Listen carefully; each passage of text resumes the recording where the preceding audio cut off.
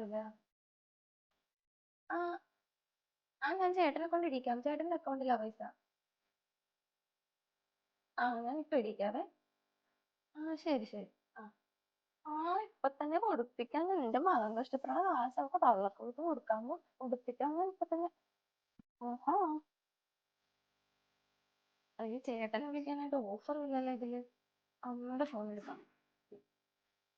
അമ്മയുടെ ഫോണും തരും. ചേട്ടനെ വിളിക്കാനായിരുന്നു. അയ്യോ മോളെ, അമ്മയുടെ ഫോണിൽ ബാലൻസ് ഇല്ല.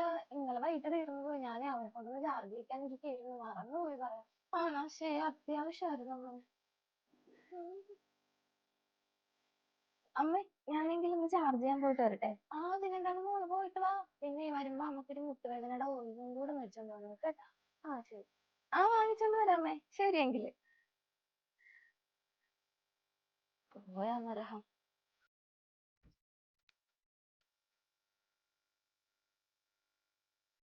ഹലോ.